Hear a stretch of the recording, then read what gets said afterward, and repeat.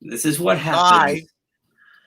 This is what happens when you're trying to do 5 things at once. I forgot to hit the go live button. And we were having a great discussion. Sorry you weren't here for it. Oh, fuck. God damn it. Oh. Sorry. I'm an idiot. You know what it was? It was all the technical difficulties I was having leading up to this. You know, I was scrambling. And... All right, DC FanDome. Did you check it out, Pete? I looked through a little bit of it. There was a lot of repeats from the last FanDome, and you know, considering that there was a bloodbath, I didn't think that there'd be a lot of comics on there. You know, like some of my favorite comics have been given the axe. Batman Beyond has been sliced off. Yeah, you know, A for effort. I didn't find much to do today. It's a build your own adventure day. Okay. You know, the first one, you were shoved into this Hall of Heroes, which totally baffled me last time. Like, I was looking for this. Like, oh, I want to steer. And I couldn't steer because they funneled you straight in to watch all these panels about movies and TV shows and all the whatnot. But now today, you come there and you can just pick a room or, you know, jump back and forth, blah, blah, blah, blah, blah. So, you know, kids versus for little kids, and they can interact. And there's like learn how to draw seminars in some of these. And it was cool. I mean, nice. Unfortunately, though, a lot of the stuff is repeated from last time. If you go in Hall of Heroes, it's everything from 2 weeks ago. So I hung out. That's too bad. Yeah, that's basically what I ran into. I hung out in Watchverse for a while. I watched the Three Jokers panel. Three Jokers panel was awesome. Have you picked up the book? I haven't picked it up, but I recently heard about it, and it sounds really cool. Yeah, recently, like before I started the stream button. Yeah, basically, yeah. You told me all about it right before you hit stream. Yeah, and it sounds really cool. I think I might actually start picking it up. Well, for the people watching, we will have to revisit now. The idea is... Hey, Keith, I haven't heard about it. What's Three Jokers about? Well, Pete, let me tell you. Jeff Johns and Jason Fabok have teamed up to do what I feel is an old school DC comic. It feels like a 15-year-old book. You know, none of this checkbox diversity stuff.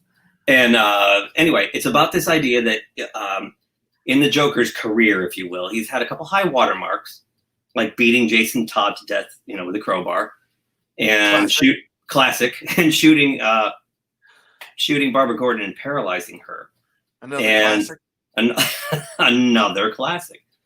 So Jeff Johns came up with this idea that, by the way, this is not multiverse. This is not some parallel, you know, storytelling. This takes place in actual current canon. He got the idea that, like, what if it was more than one Joker the whole time? Like, it wasn't just one guy. Interesting. Yeah. So, and Jason Fabok, who's a big fan of, you know, Batman comics through the years, and Jim Lee and Jim Aparo and all those artists, kind of tailor the art style that way. So when you see the Joker that shot Barbara Gordon, he's drawn like Brian Boland's version from Killing Joke.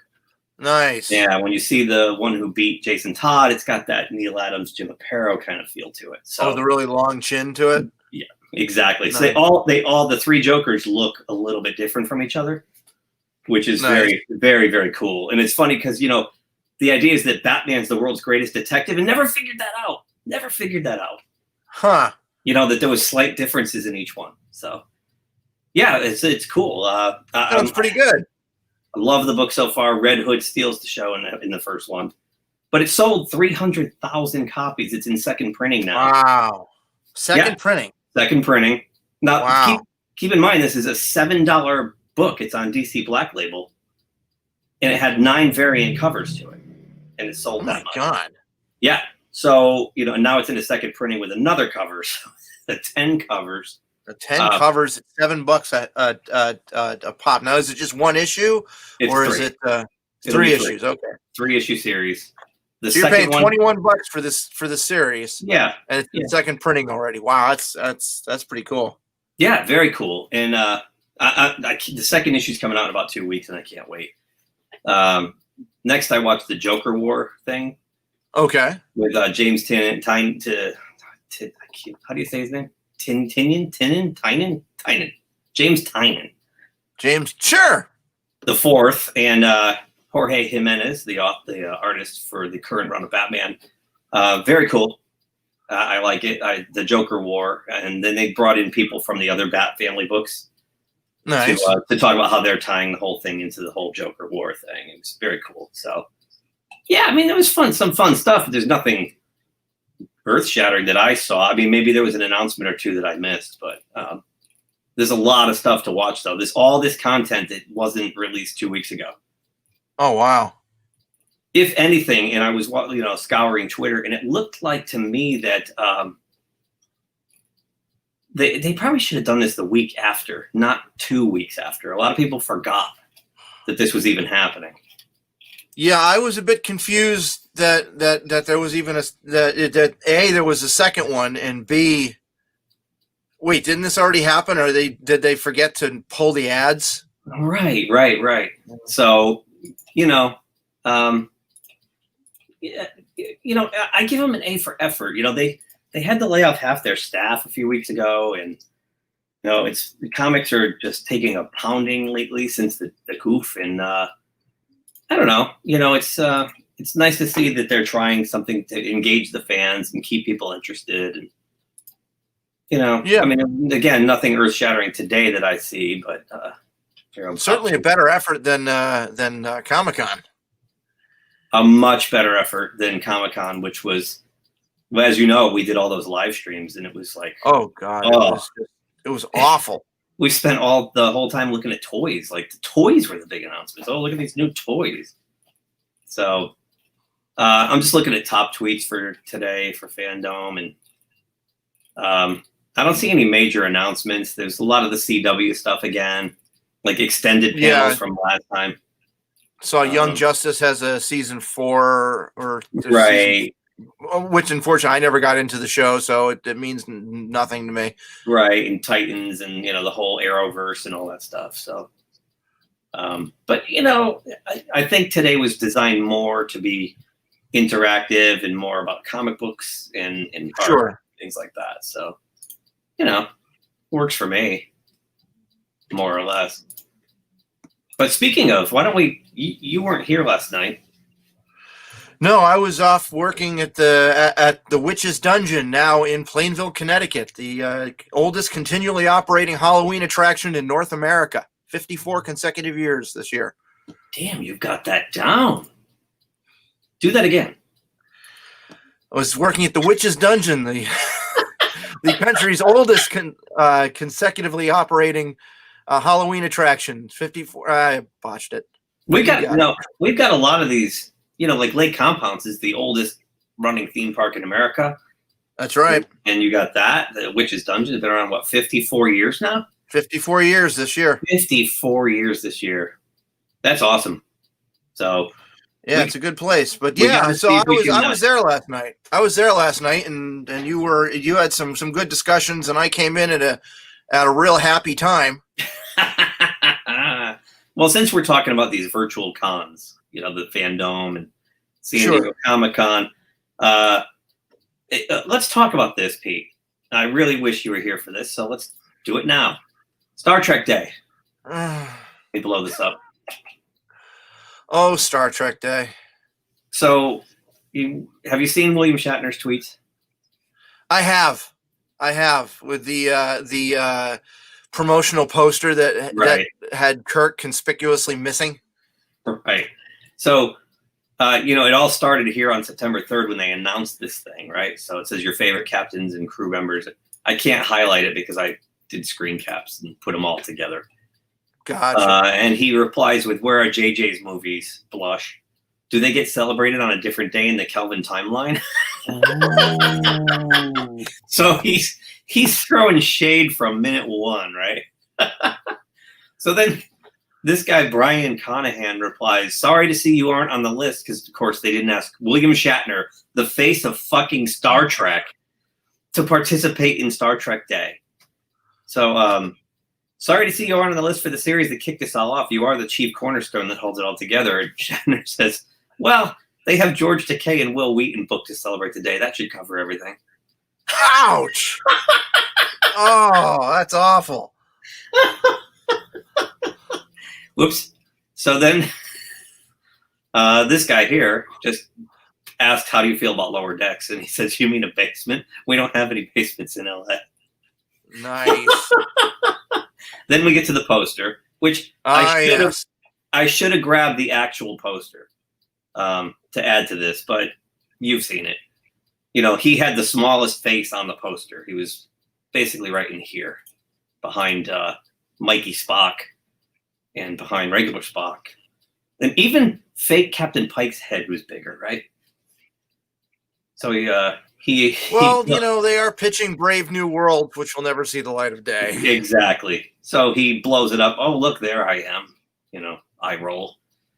And then he comes back with, may I make a really small change to this, Alex Kurtzman, and takes himself off the poster. You know, I got to give him he's got some good Photoshop skills because he blended this background pretty nicely. He probably did it quickly, too. Yeah, I was actually going to say, isn't that the real one on the right? And I would have been mistaken. Right, because his face is gone, but he took his face off because he was not invited to Star Trek Day. So then, yeah, so he removed himself from the poster. And someone here says, such an insult to Captain Kirk and William Shatner. And William Shatner says, not an insult at all. They are apparently showing that they are woke, and I'd imagine using image sizes as a measure of wokeness. Personally, I'd rather be sleeping. Damn, shat, man. Well, you know, look at the biggest faces on here. It's old Picard from the fake Picard show. It's the shitty Discovery and Mikey Spock.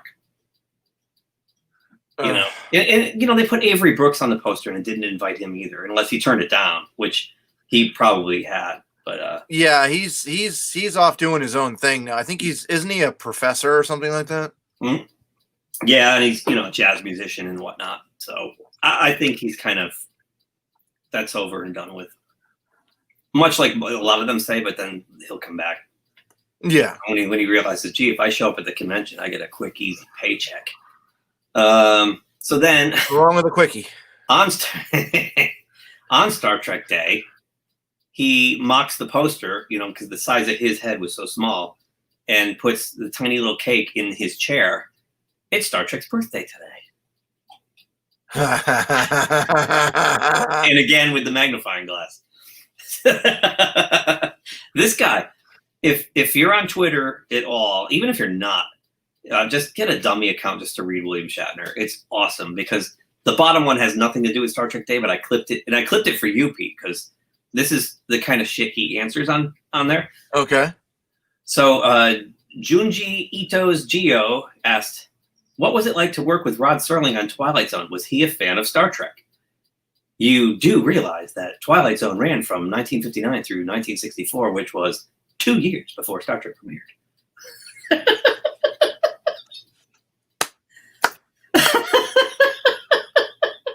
Nice. I love Bill Shatner. Be interesting I know that. Oh God. Now Mark Hamill's like that too. He'll join in. He gets pretty snarky. Mark Hamill's in the same way. Mark Hamill's another great read. Let me find the Star Trek Day poster. Star Trek Day poster. So you join the chat live, all 16 people. Come on in. Yeah, why not? Say something. You've shared this thing twice. Come on in. Join the chat. It's my fault for freaking forgetting to start the live button. There we go. Join the chat. Oh my God. So you see his head was so much smaller. Yeah. That's awful. Yeah.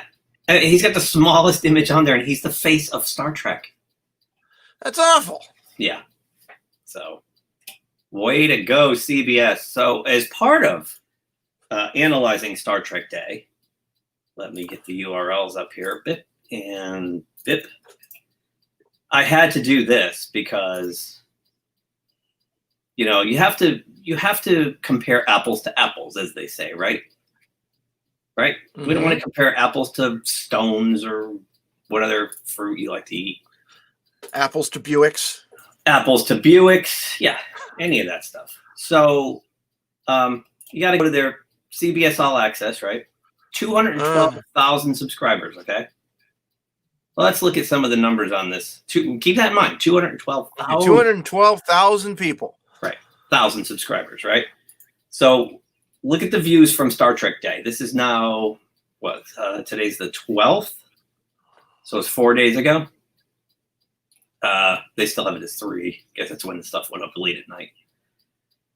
Next Generation panel, 30,000. Okay. Okay, that's respectable. 6.8 thousand, 5,000. Patrick Stewart and Jonathan Frakes, 6,000. Ouch. Jack Quaid, 2,000. He's the voice of the new cartoon. 20 Newsom, she just hit 1,000. Last night she was under 1,000. Lower Decks, 13,000. Lower Decks, mid-season. These are look at this one. This not poor guy, good, man. Anthony Montgomery from Enterprise, 430. Talking about Enterprise, that's awful. Ouch. Part of it is these are like short clips. Like the full panel has 41,000, but Robert Duncan McNeil and Garrett Wong, 1.1. Voyager had quite a bit. Voyager, 61,000. I think that's the highest one. But still, with that many subscribers, and it's being Star Trek Day, you'd think that it would be Star Trek. Just being Star Trek, it's a huge IP. It's it's 54-year-old pop culture phenomenon, and this should be in the hunt. Every single one of these should have over 100,000, 200,000. I mean, look at this. George Takei. Here we go. George Takei on the Alphabet Community, 1.1 thousand. George Takei on Activism, 895. That tells you right there. People are tired of this crap, right? So, Strange New World, 16,000. This one's really sad. Original series, 10,000. Ouch. Yeah. Deep Space Nine, 62,000. Oh, Deep Space Nine topped Voyager. But, okay, that's 4 days, right? So then we go over here to Doomcock. Future ruler of the Earth. Right. Now, Doomcock, right here, made a video about Star Trek Day's failings, right? Yeah. In the day after. So in one less day, 72,000. So he's beating the Star Trek Day stuff by himself, and he's got 6,000 less viewers. Yeah. So and he doesn't have Alex Kurtzman should be ashamed. Doomcock does not have CBS behind him. He does not have Paramount behind him. He does not have Star Trek as an IP, and he's beating them in ratings on YouTube. So, who's the new woman in charge of Star Trek or of CBS? Hey, Edson. What's up, guys? What's happening? We're just ripping on Star Trek Day. Again? Yeah, well, we were talking about the FanDome, and it led to these virtual cons. So. Oh, okay. Emma Watts. Yeah, Emma Watts. Emma Watts should take Alex Kurtzman by the ear, like, come here, Francine. Take him by the ear and show him those numbers, and then look him right in the eye and say, "Why do you work for us again? Where justify the large amount of money that we give you every year for Star Trek if you can't even pull in." You can't even pull in 12,000 people for a video. Well, that's just it. I think the idea is that by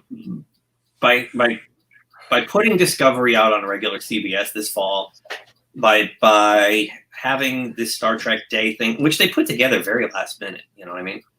I think she's just trying to get the proof in the math. She's trying to have physical evidence that this isn't working so she can make the changes she wants to make. That's my theory. I certainly hope so. Wrong.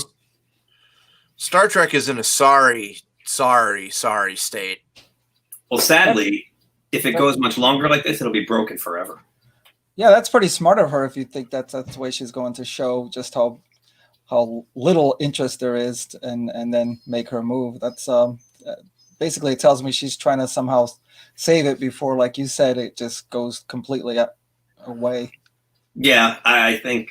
I mean, she said that day one on the job, the same day that Lower Decks was being premiered, that Star Trek needed to be revitalized at the core. At the core. So what does that tell you? Keep in mind, this is the woman who got Deadpool made. So she had the foresight to let Ryan Reynolds do what he wanted and trusted him as a fan to represent the fandom. And look what happened. So I think this is a woman with actual foresight, very rare in the big corporate structure of things, right? So I have a good feeling about her. I think if anybody's going to save Star Trek, it might be her. Let's hope. Yeah. So Edson, what's going on, man? Do you like the fandom videos? I watched a couple. What did you watch the Three Jokers one? Yeah, that was yeah. I mean, after reading the book, it was just more. It's just great. I mean, I don't. This is the type of story and comics that we need right now to really boost up this industry, this media. Amen to that. There is no better experience that you can get. I think the combination of a story and images when you have such a great characterization, great story, and then on top of that, that art and the colors just explode out of there, and it's like that combination. I don't know of any better experience. I agree with you, and it was just for me. It was nice to hear it from Jeff Johns and Jason Fabok that this is a throwback. Like they're honoring the history of DC. They get it. It's not anything that's how can we put it? Checking boxes. I know checking boxes, right? It's just a good old fashioned Batman story that Red Hood steals. Yeah, and yet it's also very original too. I haven't seen this Joker story before. No, I love it. You know, and I'll be honest, when I first heard about it, I was like, oh, stupid cash grab, Three Jokers, right? Yeah. And Dan at BoobTube explained what it was, and I was still kind of like, well, I don't know. But then when it came out, I looked, I picked it up, and because it was Jeff Johns, basically. So I'm glad I did because Jeff Johns is awesome. It's great. Yeah. I might even pick up the second printing because they made a new cover here for it. There's got a shock puppet on it. They're already on this. That's the second printing cover? Yeah. They're making another variant. Three Jokers gets a second print and a 1.25 variant. I know they had they came out with what was it, 7 or 8 variants? There were 9 9 covers. 9. So this is the 10th cover. I guess there are 11 because one will be black and white. Which one did you get? Unless this was actually, I don't know. Did you get the A or the B with the Batman? Which one did you get? I got the one because I'm a huge Red Hood fan. Oh, okay. So I got the one with the crowbar. Okay. I think that's the original one, right? The first. Unfortunately, I think that's the main cover, which won't be right. Crap. Yeah. Well, I love how isn't there like an indentation? The cover, there's like an indentation of the crowbar itself, or it's got it's got the raised. Yeah. It's great. That's such a great feel. Yeah. I mean, there were so many. I'm trying to find all 9 here.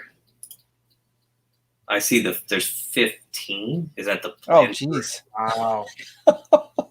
1 to 3, 15 cover set. There we go. Yeah, so I saw the Batman one in this. I love Jason Fabok's Batman art, by the way. Yeah. And I wanted to get the Batman cover, but I'm like, nah, it's about the Joker. It's not about Batman. Even though it's a Batman comic, I figured I needed the Joker on the cover. Yeah, but it's not solely Batman. You have Batgirl and you have Red Hood, and it almost looked like the two of them were more in the foreground and Batman was more in the background. That's I think Red Hood stole issue 1, especially with that very last line. The very last line was so that's so classic Red Hood.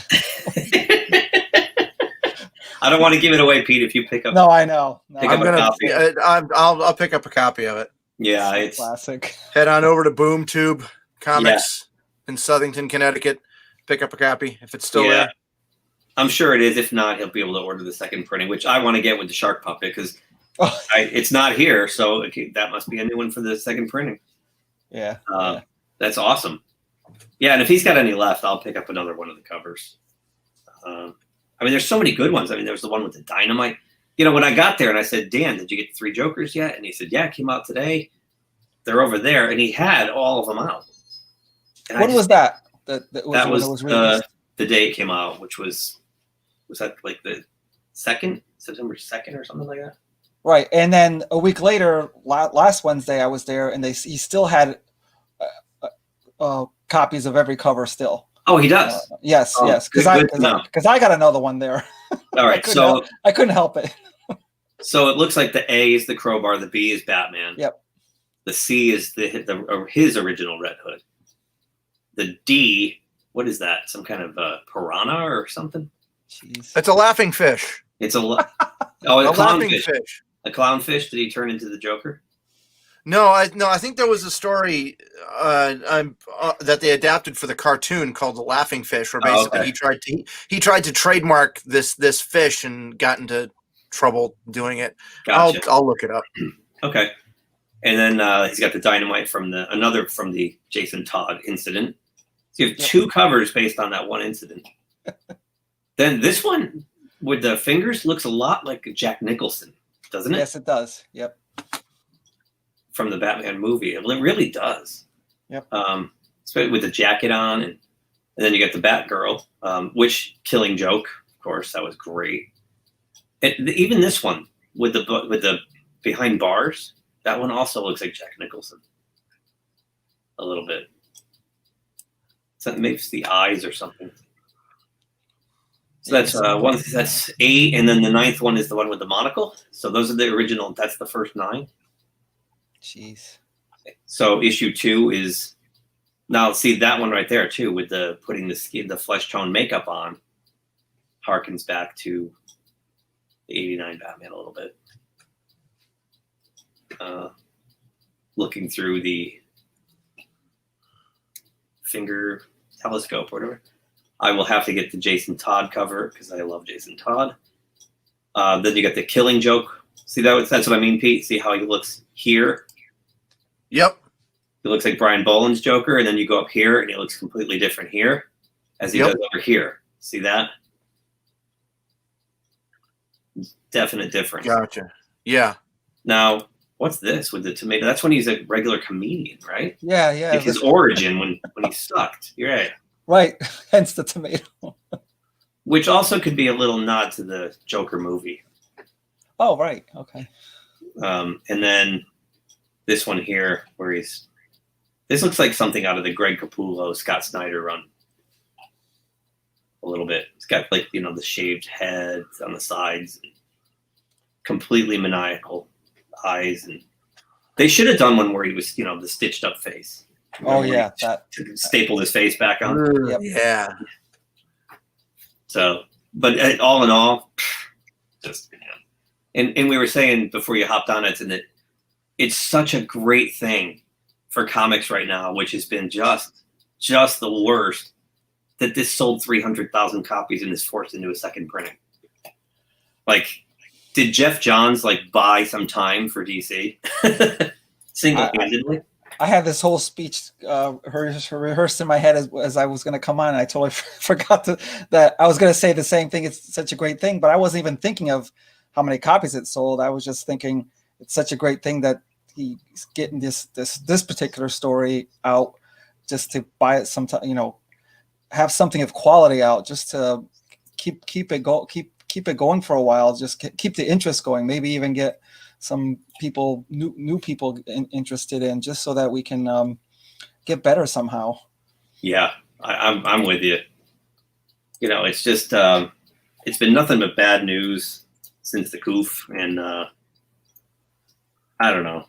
It seems like only the Bat books have been unaffected by a lot of the politics, if you will. Yeah, James Batman Tynion. sells, man. Yep. Well, you got to be it has to be quality too, and it doesn't. It's great that you have Jeff Johns, and then James Tynion the fourth is on the regular title, and he's just killing it with that one. And it's you have to keep the quality up no matter what. Even with Batman, if you start seeing some of this shenanigans that we saw with a lot of other titles, eventually that interest will wane out as well. So I'm so glad that they're keeping such great creative teams on this on the Batman books. Yeah, you're clearly you're a fan. I was going to say you're repping Batman. We got Batman and Superman. We got the big two representing. I'm repping Superman today, and that book's been destroyed. I had to give it up. I heard that his run ends in what, December? Yeah, God. I mean, you had somebody on there, so I'm not sure why he decided to go that way. The previous run with oh God, his name escapes me now. Patrick. Do you remember what his name was? It was better. It was better either way. It was better. And the only thing that I really liked about Bendis's run is even Reese's art was awesome, but I kept at the beginning, I'm like, maybe it's me. No, this is good. When you do that, you're like, oh no, this is good. This is good. I read this wrong, or I'm just not focused, but once it got to issue 6, 7, 8, I'm like, oh, this is not good. And sometimes you're convincing yourself based on reading some good stories in the past or based on who it is, and you just convince yourself. Yeah, exactly. I made it. It's your fault. That's great. Yeah, I was blaming. And I'm like, well, maybe it'll get better because Brian Michael Bendis has written some good stuff before. It'll get better. Oh yeah. It's one of those things, and I've talked about this with Dan at BoomTube, that sometimes a writer and a character don't work. And sometimes they do, right? Like Chip Zdarsky, to me, was always one of these, give him a B level book. You know what I mean? Right. Anything I'd ever read, like he did Peter Parker, The Spectacular Spider-Man, meh. He did Jughead, meh. He got Daredevil. Holy shit. Him and Daredevil are perfect for each other. I love his run right now on Daredevil. It's actually very, very good. I think it's the best Marvel book now. Yes, it is. By far. Yes, it is. And you're right. Even writers have a good reputation of a lot of good titles. Sometimes they'll run into where they can't. There's a certain characters they can't do, and I love Bendis. I can't get enough of Bendis's ultimate. The Ultimate Spider-Man run. Yeah, the original one. The original one with Mark Bagley. Bagley, yeah. Bagley. They went 110, 11, and I keep going back. I can't get enough of those. Yeah, I love those. He just hit it right on. He also hit it with he did an Avengers run. It's called New Avengers. It went for 6 or so issues. It was perfect. I keep going back to that as well. He writes Spider-Man really well, by the way. Peter Parker Spider-Man really well. Yep. But then you match him up with another a certain character, and it just doesn't work. Kind of like when Mark Waid went to Captain America. Mark Waid did this great run on Daredevil. It was awesome. Even though Mark Waid, kind of a jerk, but his Daredevil run was awesome. It was. And then they gave him Captain America, and it was horrid, just awful. It's weird how some writers, they find that voice with that certain character. And anyway. Yep. But then there's books like this. No. Who wants to go first? No. I don't even know what to say. Wonder Woman of history. I mean, first of all, there's only one Wonder Woman. Thank you. So let's not try to, shove a bunch of other people, whether past or present, into that name. There's one Wonder Woman. That's it. Well, at least Diana's the biggest person on the cover. We'll give them that. Well, and she looks like Wonder Woman. She does. But here's the thing, okay? Everybody featured in this book is from very recent, for the most part, except for Ruth Bader Ginsburg. and they're all from one political party. Yeah. Now, where are people like, go back into history? Where's like Joan of Arc? What, where's Amelia Earhart? Where are those people? There's tons of them. I mean, at least with those women, that they could actually get the name. I would accept the fact that you're calling them Wonder Women, because they really that's what I'm saying. Went above and beyond. You have a book here where they have AOC punching this guy in the face. What is this? What is this? How becoming? Yeah.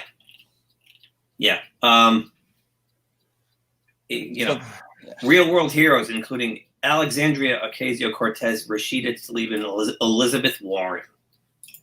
Wow. We were just praising the Three Jokers, and it sold 300,000 copies. Yep. What's your prediction on this? What's it going to sell? It's amazing. It'll sell like 10,000 copies, and then they'll blame men for not buying it. Get ready. It's the three of us we're definitely to blame. We're going to be to blame. Because right now I'm telling you I'm not buying this. Second of all, they just got rid of half their staff 6 or 7 weeks ago. And part of the reason was because they were allowing rancid behavior on social media, making horrible judgment calls on what to publish. And then they turn around and unless this was already in the pipeline before that happened, but this is, what can I say? I mean, and look at the art. Look at the art. It's not even like DC level. It's like, I mean, whose idea was this? So do we know? DC's announced a new graphic novel. Wonder Woman's been an inspiration for decades. That's true. Yeah. Can't we just have Wonder Woman was created by a man, by the way. Yeah. Just pointing that out. The Wonder Woman was created by a man. As part of some weird sexual fetish that he had. That's right. Make girl Superman. Okay. Anyway. Here we go. Here we go. House Anderson. Laurie House Anderson. Wow. Remember, we're talking about, as part of their purge, they were talking about going more into YA graphic novels and selling stuff in Walmart. That's right. Yeah. So this is probably their first offering. But again, I don't see any historical people here, really. These are all very modern people, and many I don't even know. Like Beyonce. Why is Beyonce in there? Beyonce. Holy Christ. I mean, the only thing I can think of is a way, because you said it's all these women that they picked is from one kind of political side, and must be a way to grab the young kids, I guess, especially young girls or something. That's clearly it's aimed at tweens, because it's a YA author here. So, like Beyonce, the first trailblazing woman in music that comes to my mind is Madonna, because she broke Ella the mold. Fitzgerald. I mean, as far as like someone who marketed themselves, like Madonna became a marketing machine. She was a walking commercial, That's true. And to me, she was the first one that kind of did that. I mean, you had Ella Fitzgerald, and you had drawing up RESP, Aretha Franklin. You had how about my famous Shirley Bassey, the James Bond stuff. But Madonna became bigger. She was like Michael Jackson level. That's true. Marketing machine. But the kids these days don't even know who the fuck she is. So. Yeah, that's the thing. They have to use somebody that can get the attention of the kids. And by extension, then move them to that political side. Yeah, but yes, by extension, and teach them that if they hear something they don't like in Congress, just punch the guy on the other side. Just that's how our government deals. Ladylike. Yes, that's how we do how debates. dealing with your problems. That's how the debates happen in Congress right now. Yep. There you go. That is a visual interpretation of Twitter right there. Why, that's so perfect. You know, Yeah, it's patriarchy. actually, Man representing patriarchy disagrees with me. Smack.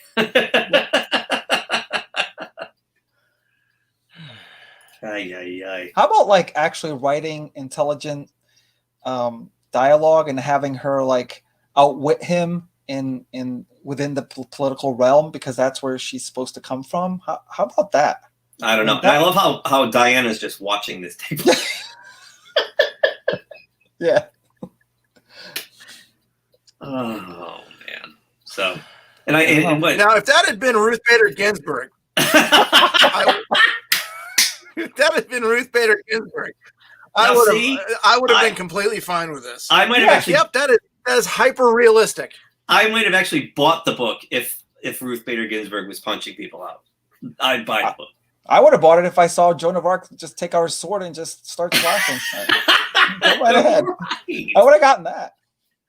Yeah. So, and I love how Diana gives the lasso to AOC. Like that's like Captain America or Thor giving his hammer to Joe Biden, right? You know. Yeah. Yeah. Wow. Good times. Good times. So, this happened yesterday too. Let me go back here. I got to get one of those Elgato stream boxes. I can just push buttons instead of having to. You see this? Yes, I saw this. Yeah, because I guess they don't want to make like $20 million for an opening weekend. I don't blame them. Pete, we've been to the theater. Nobody's going. Yeah. It's the place is a graveyard. No. Yeah. Okay, wrong choice of words, but it's just there's nobody there. I know. It's very sad, and I there's a cinema 2 miles from my house, and I drive by it constantly, and it doesn't matter what day it is or what time it is. There's 10, 12 cars in the lot. So how many of those are employees? Well, we remember when we went, we said, well, how many of these cars are employees? There was one employee. Oh, that's okay. true. They had one person doing the snack bar, selling the tickets. Wow. There was nobody ushering, nobody. Yeah. Because why? You got 3 people in every theater in there. So. Ironically, I might actually enjoy the movie experience at this point, without all the obnoxious but it's not good because we're not going to sustain this much longer like this. No, it's scary. I mean, and you'd think that too. I went to see Bill and Ted, and there were only 5 or 6 people in there. But naturally, the 2 guys up in the back row, sitting with 2 empty seats between them, had to talk full volume for the whole movie about other stuff. Murder. So you'd think that this is the time to go, but nah, the dickheads are still there. The dickheads are still there. It's amazing. It really is. Tenet was interesting though. Tenet, because it was IMAX, and it was also it came out. It was a week before I saw it, before it was actually released. It had about 50 people in there. Oh wow! My favorite was the guy next to me. It was awesome. He was like a seat or 2 away, and he was so into the movie. I mean, he was and leaning forward. Really? Oh yeah. and he's so animated. And when he got up to leave, he's walking in front of me because I always stay through the credits, of course. And he starts going, "Oh, what the heck?" And we start talking about it. He was so engaged. And because the movie's so confusing, like we all had the same confusion, right? Yeah, I heard about that. So it was fun. It's funny when you see. Now I don't mind a guy making noise and stuff like that when he's that engaged in the film. Like he was just, the reactions were great. Well, I think that kind of enhances your viewing because it's like you're joining in, and just exactly. Like the best movies I've watched recently are when I go with my daughter Abby, who's now 14, and just to see her face light up when something happens, like, did you see that coming? It was like, it's awesome. Oh, totally, and yeah, it was.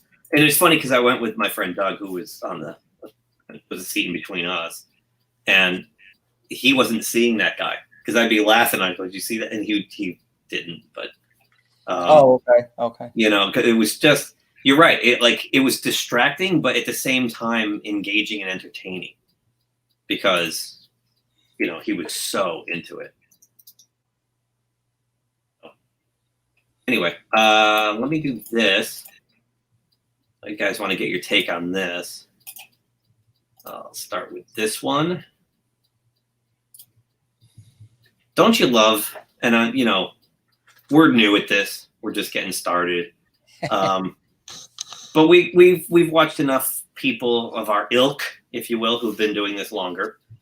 Guys like Nerdrotic and Doomcock and Yellow Flash and Clownfish TV and Midnight's Edge and all those guys, right? Watch them all. Yes. And we all know that they've been saying things about Star Wars for the last couple of years. Yeah. And the Access media has been calling them names like ists and phobes and man babies and alt-right for criticizing Star Wars for not having a plan, not treating Finn properly. Oh God, cookies. Jeez. Cookies. If they were actually cookies. Go away. Go away. Get off my screen. Jesus. All right. So we all know about what happened here, right? Yeah. Yep. Now basically he gets pushed to the side because, well, he was a black guy. Well, And they were pandering to China, who isn't a fan. I have gotten quite a bit of feedback about the meltdown I had about 6 weeks ago when J.J. Abrams said something to the effect of, I don't know what it's like to be a person of color. Oh, right. Yeah. And I went off on what a piece of crap, disingenuous MRFer he is. And then this comes out. This is exactly what I was saying that night. Exactly what I was saying. They took probably somebody who could have been the most compelling character in the whole thing and busted him down to a janitor, for lack of a better term. And the comic relief. Yep.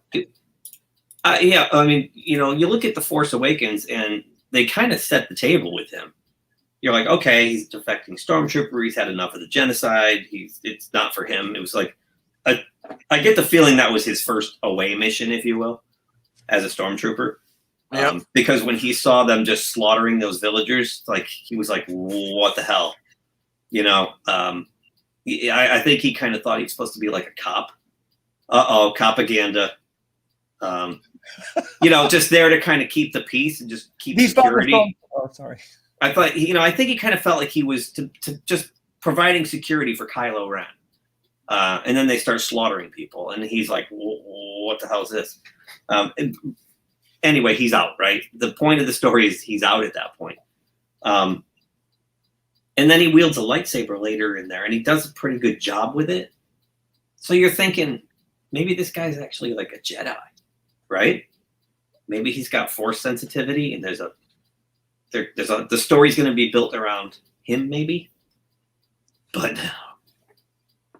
I remember seeing that. I was like, "Oh, this is a good start to a character." And even when I saw him wield the lightsaber, I'm thinking, "Oh man, are you kidding me? You're no training. You're already having this person, do." And then it's like, but your point is well taken. If he has Force sensitivity, I mean, that's that would be what would happen, right? But instead, in the second episode, which I barely remember these movies, like. Didn't he got caught by Rose Tico, like trying to. Yeah, he woke up after his injury from The Force Awakens, and he tries to leave the ship, and Rose Tico catches him, and then they wind up going off on some pointless side mission. Yeah, they go to a casino and let horses out. Right. Yeah, I remember now. And then he goes on a suicide run. Right, to take Kylo Ren down, and then she smashes into him and knocks him down. So already, like, you're like, well, his character's got the B story now. And then by the third movie, he just runs around screaming Ray's name. Oh, Ray! Ray, help, Ray! Where were you?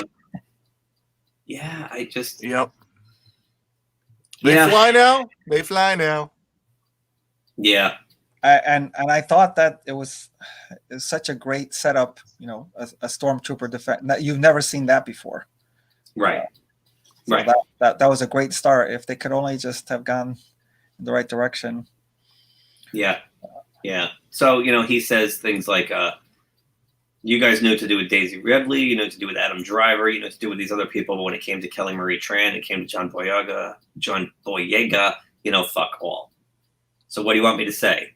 What they want you to say is, I enjoyed being a part of it. It was a great experience. No.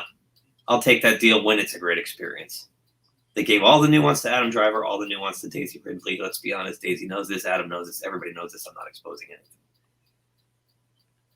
Well, they didn't give a lot of nuance to Daisy Ridley. Well, I was going to say, I don't agree with him on nuance. Those movies had the nuance of a hammer to the temple. Yeah. So let's pump the brakes, or let's, you know, maybe John Boyega is grading on a curve here. Basically, that I think what he's trying to say is they knew what to do with them because they were the only two characters they gave a flying shit about. Period. At that point. Yeah. In the second and third movie, they didn't give a crap about anybody else. Yeah, I can't argue with that. I mean, you took the characters from the original trilogy and turned them into assholes and killed them. All three of them. Four, if you want to say Lando. They did a Picard job on him. He's just kind of He's just kind of there, and he's just kind of an old man, right? So, you know, they did that, and then you take Finn, and they introduce Rose, who served no purpose at all. Even Poe Dameron. Poe Dameron's kind of I don't know. It's a weird. Nothing makes sense because the characters just keep changing. Where, you know, Poe has the potential to be this great pilot in the first one, right? And then in the second one, they won't even tell him. They won't even give him battle plans. Like, they treat him like he's some kind of asshole. And he tells Yo Mama jokes. Yeah. He's a man. He's a man. That's why you don't tell him nothing. It made no sense. It was, and then in the third one, he's just constantly saying things like, you know, to Chewbacca, like, I know you wish that Rey was here, so do I. Like, he's incapable of doing anything without the Mary Sue at his side. So yeah, this is neither one of them are I guess they just, that's all they do. They spend, oh, you should have been with us. You should. Where were you, Ray? Right. The only weird part too is, you know, he defends JJ for coming back to Rise of Skywalker. Everybody needs to leave my boy alone. He wasn't even supposed to come back and try to save your shit, which is partially true because Colin Trevorrow, right, was supposed to be the director of the third one. Okay. Yep. But, you know, we'll get to that in a second. But, and you know, last night I opened up article after article where now all the media companies, all the access media is now all of a sudden like shocked at this. Oh, geez, you know, and it's funny because they've suddenly changed their tune and now they want to report about this and like, oh, look at this big revelation. John Boyega is saying things that we knew 2 years ago. It was pretty friggin' obvious. And that night I went off on Abrams again. Part of it was, hang on a second. Part of it was this. This is part of it. Oh, look what they did on the poster, right? Yeah. So here's the U.S. poster for The Force Awakens, and there he is. So, you know, you kind of have the big bad here in the background, Kylo, and then you have your hero, if you will, your Mary Sue here. And then here he is. You know, he's the supporting actor. He's the second banana, right? And then you have all the other characters stacked at the bottom. Well, China doesn't like that. So this is what they do to him. That's incredible. Like, the first time I saw this Chinese poster, I went, oh, my God, where'd he go? I didn't even see him down there. And that's... But So- why? I don't- Well, because they want to make the money off the China market, but No, I understand that, but is there like a certain bias there against him?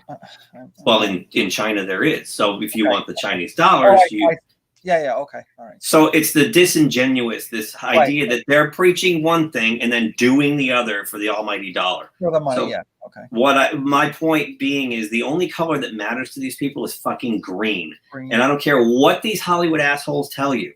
They're full of shit. Because the minute they get their finances are threatened, they're going to go back on all of their virtue signaling. All of it. So, and there's perfect example right there with that poster. That's amazing to me. Which Proof is in the pudding, man. the proof is in the pudding, which is actually, I want to get to Daisy Ridley, but I'll jump to this instead. These two things happen on the same day that that further this idea that all they care about is green. So let me put the fox back up here. So we have this happen, right? On God, these pop-ups on September 8th. Oh, They set the minimum diversity rules for Best Picture, right? So they have all these criteria now. That's very draconian. So your first criteria requires the movie to feature either a prominent actor from an underrepresented group, 30% of smaller roles from minorities, or to address issues surrounding these communities as its main theme. So they're telling you how to write your script. Yep. How to write your script. You have to change your entire idea, your art, your film, to check those boxes. The second stipulation is that behind the scenes senior leadership or technical crew members must be drawn historically from historically disadvantaged groups, which also include women, alphabet community, and disabled. Now they're telling you who you have to hire. Isn't that hiring, what do you call it, discrimination? Yes, it is. So you're qualified for the job, but this mandate says that I got to hire that person over there who's not as good as you are, but they check the box. That is the definition of discrimination, yes. The final two measures concern offering internships and training to underrepresented workers and diversity in the movie's marketing and distribution teams. So, look, we're all for diversity. We're all for inclusion. I mean, I'm around this all the time. It just doesn't even faze me. Right. But when you're told that now if you want their little plastic participation trophy, I got an Oscar, you have to adhere to this stuff. You've got to make something that they want. Like this is Orwellian, like that.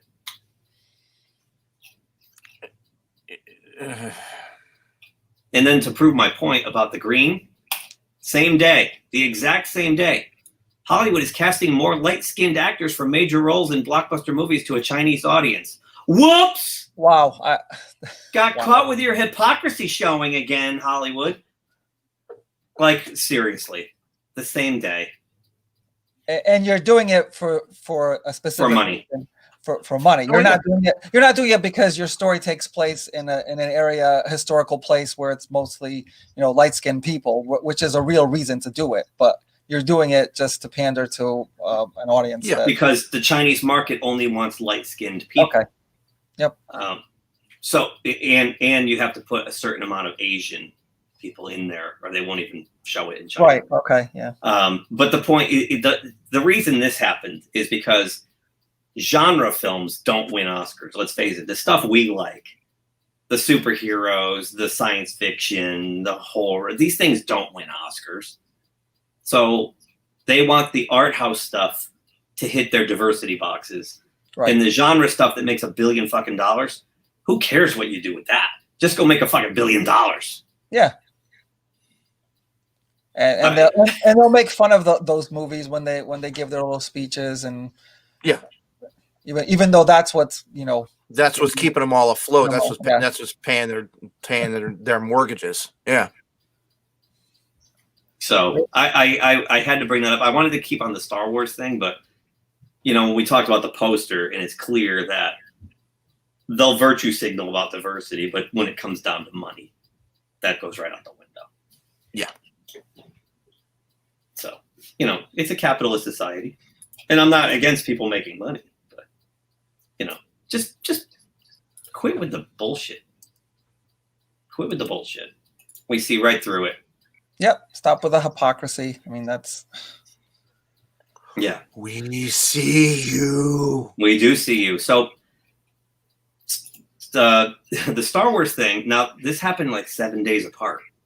So you have Boyega come out, and it's just, it was awesome for all of us. I mean, let's face it. I mean, we haven't taken the slings and arrows that the other people who have been on the platform longer have. But we're hoping to. Yeah. But we're part, yeah, and we're part of that group. We're part of that group that had a Harley Quinn cartoon make fun of us by putting two guys in a basement eating Doritos and smoking dope, and one guy had a Last Jedi is not canon shirt, and the other guy had the release the Snyder Cut shirt, and they made fun of all of us, right? The middle-aged losers, right? Who, oh, the Last Jedi, and all these assholes like Scotty Mendelson and all these pieces of shit on the freaking media that went and defended The Last Jedi and called us all names and made fun. And now they're sitting there going, ooh, oh, did you hear about John Boyega? This is tragic. Bite me. So that was awesome. Like, John Boyega is like a hero, right? Because he validated all of us. It started a month ago or 2 months ago when the Snyder Cut got picked up by HBO Max. That Not started long after the release, the Snyder Cut T-shirt was released. That, if you get a chance, go back on the FanDome and watch the Justice League Zack Snyder panel. When you watch Zack Snyder talk about this, and he's like getting emotional that the fans did this for him during a time when he lost his daughter. Like, you know, whether you love or hate his films, he seems like a genuinely good person. He seems like a great guy, and I'm so happy for him, and I hope that works out. I hope that kicks total ass, because if it does, it's going to signal to the studios that they have to start listening to us. Yep. They you have know, to. You know, it's so great that it was John Boyega that spoke up. It's like they can't attack him. Bulletproof. It wasn't. Yeah. He's bulletproof. So they're forced into their hypocrisy. Oh, and all of a sudden they're taking the other side. Right. Right. Another actor that didn't have, Please take a shot at him. Please take a shot at him. I want to see John Boyega come back. I want to see him clap back at somebody who takes a shot at him. So yeah, John Boyega, we love you, man. You're our freaking hero. And then our favorite Mary Sue.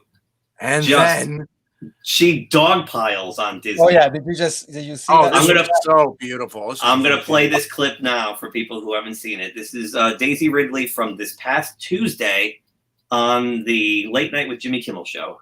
But Josh Gad was actually hosting it. Have you been keeping Ray's secret from the beginning? Did you know about the parentage? Like, tell me about that journey of when you found out. No. At the beginning, there was toying with like an Obi-Wan connection, and then it really went, there were like different versions, and then it really went to that she was no one. And then it came to episode 9, and JJ pitched me the film and was like, oh yeah, Palpatine's granddaddy. And I was like, awesome. And then 2 weeks later, he was like, oh, we're not sure. So it kept changing. So then even I was filming, and I wasn't sure what the answer was going to be. Until the very end. So at one point, Obi-Wan was in there. Who else? Was Olaf amongst the possible parents, or? I think Olaf was, yeah. Just a galaxy far, far away. He was in a different, it was a darker time.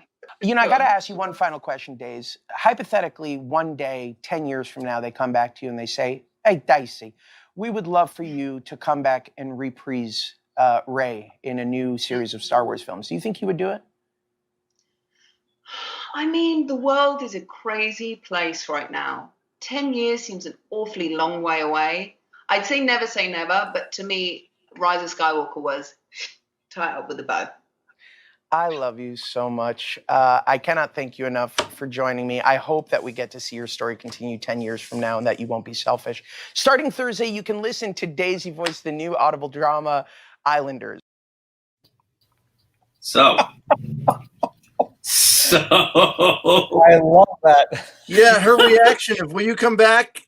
Silence. what she said, I think it's wrapped up with a bow. She said, Yeah, Uh, but she paused. She paused something good, and he rolled her eyes rolled back. Wait. when he asked her the first question about was that planned, and she goes, no. Yep. Yeah, all Um, the I love access this media is people saying how. Yeah. They're saying how, oh, no, they have a plan. You know, whenever Doomcock and Nerdrotic and Midnight's Edge are saying no, they don't have a plan, and it's painfully obvious that they don't have a plan. No, they have a plan. They have a plan. Really, they do. No, there it is in black and white. No plan. I just love her simple honesty, and it's like there was no attempt at trying to make it look good, or just this is what happened. That's it. Keep in mind, Kathleen Kennedy recently said that their struggle with making these films was that there was no source material to draw Oh from. my gosh. Well, I hope Kathleen's packing up her desk. if she doesn't feel like reading, there's no source. She doesn't want to look for it, of course. It's probably just she just What has do to you mean you walk. gotta look for it? You just gotta watch the other movies. Right. She just has to walk 5 feet, and she'll just run right into something. It's like, How about it's now common knowledge that George Lucas gave them an outline when he sold the property. This is what I'd like to see in the next 3 movies, and they threw it in the trash. Can you imagine? You spent $4 billion on this property, which will be your flagship property, and this is what you do with it. Can you imagine if they had taken that outline and just really worked hard at making that? I mean, what would it be now? I mean, it could have been the most successful. It could have been. It could have been, because you could have handed it to good young filmmakers who, let's face it, we all love George Lucas and his vision. Going back to the original 3 films, it's amazing. I mean, he had this amazing vision, and it all came from one person. Now they make movies by committee. So I don't know if you'd ever get back to that same level that he brought to us back in '77, but you could have. There's enough talented young filmmakers, except for J.J. Abrams, out there that could have taken his outline and done something really, really good with it, I think. If you got a guy like Denis Villeneuve or Doug Liman, or I'm just trying to think of these. Even Colin Trevorrow could have done a decent job with it, I think. But yeah, he makes an entertaining movie. Yeah. There's a bunch of them out there that aren't from the Bad Robot sect. They could have done a good job with this thing. Although I've got to say, Matt Reeves, even though he's from the JJ camp, is a very good film director. Yes, he did the two last Planet of the Apes. This Batman movie, I think, is going to be very good.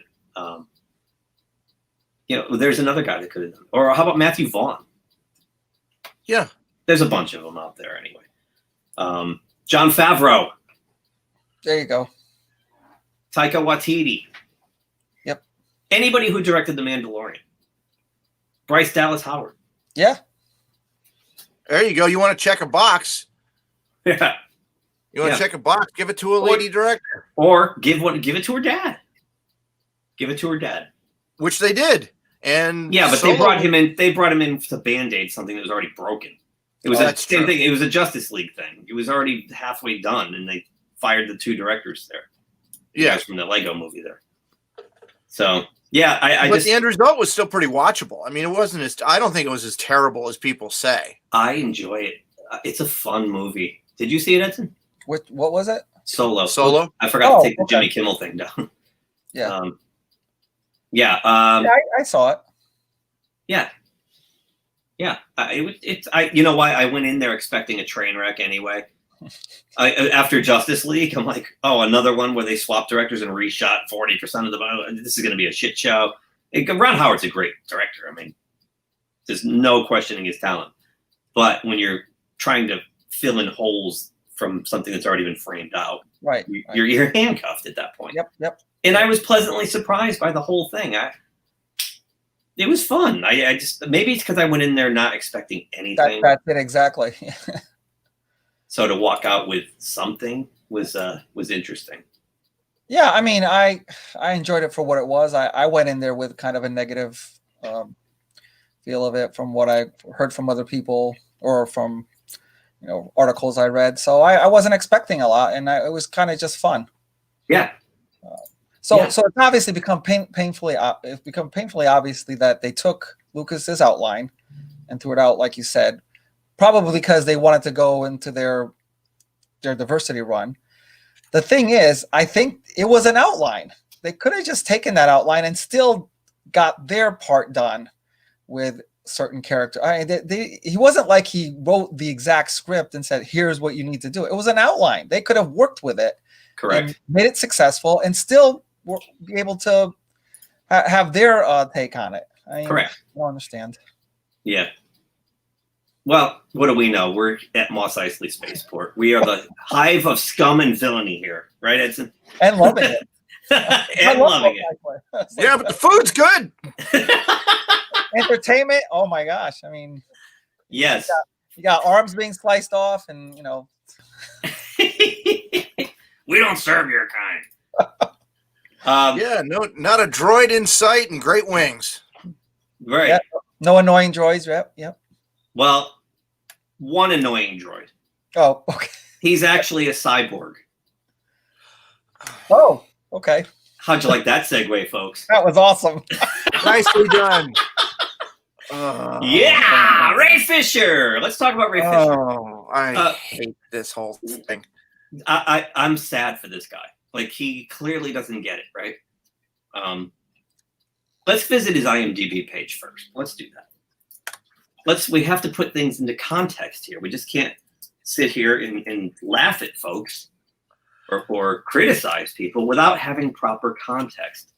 So first thing we need to do is look at Mr. Fisher's career to this point. So here he is, Ray Fisher. Nice young man. So here's his acting filmography. 2008, The Good, the Bad, Confused short film. Probably a student film, I'm guessing. Based on his age, he's very young. What is he, like 28? So this would put him in college in 2008. Sure. Maybe he's 30-ish. He's very young. Yeah. If you said 25, I'd believe it. Maybe even 25. Then maybe he's in high school when he did this. They don't put his age on here, do they? Full bio. 6'4". It doesn't have when he was born. Huh. Yeah, I kind of like the mobile app because you get more personal detail for some reason on the mobile app. Even my IMDb page has my birthday on it. Well, that's your fault. Let's No, it's not my fault. It just wound up there. All right, he's 33. Okay. Oh, all right. He looks very young. Yeah. Okay, so 33. Let's try to do some math. I'm horrible at math. I actually love Gina Carano tweeted. You saw it, Edson, because you liked it, I think. Oh, yes. Gina Carano tweeted something about how her 90s teachers used to tell her, you can't have a calculator with you all the time. So that's why you got to learn how to do this math. And she's like, and now we all have the phone, right? Yeah, exactly. They didn't think of that. Right. How could they? All right. So he was born in 87. So in 2008, he would be 21. Yep. Right? Yes. 21. Whew, I did that without a calculator, man. Nice. All right. So this short film, The Good, the Bad, and the Confused, was probably a college thesis film. Then Astronaut Wives Club, guest appearance, which could have been all of one line for all we know. I don't know anybody who's seen that. Then BVS, Dawn of Justice, where he does a quick cameo. Does he even say anything? He's a torso that screams. He just screams, right? Yeah, that's all I remember from that. Yep. Then he does Justice League. He since did True Detective after Justice League. And then, of course, they're crediting him with Justice League again because it's a different version. So the guy, Justice League was basically his first big role, his first feature role. And where do you even start? Well, here's where you start. We know now Zack Snyder was going to make Cyborg a huge part of the story arc in his version, which was going to be 2 films, 2 feature-length films. And then when they removed Zack Snyder and made it 1 film and gave it to Joss Whedon, Cyborg's role clearly changed. Because the Batman and the Wonder Woman are the moneymakers. So let's be on the safe side. Let's make sure that the story is about the people that can bring in the green. Right. Let's not put this broken blockbuster movie that's already got all kinds of problems and is way over budget, and let's not put it on a rookie character that nobody knows, right? Or hardly anybody knows. So anyway, without getting into too many deets, Pete, fill in the gaps because you know this story better than I do. Okay, so yeah. On July 1st, he complains, July 1st, Joss Whedon's on-set treatment of the cast and crew of Justice League was gross, abusive, unprofessional, and completely unacceptable. So that's his claim. No other details, and he, of course, files that on Twitter, where everyone goes to complain. The very next day, Alan Tudyk comes to the defense of Joss Whedon as support for Ray Fisher mounts. So he goes on Twitter to get the Twitter mob on his side. Right. Clearly playing politics. And Alan Tudyk says, I didn't see any of that shit. So, we weren't there. We don't know. I've heard pretty much that Joss Whedon is a tool bag.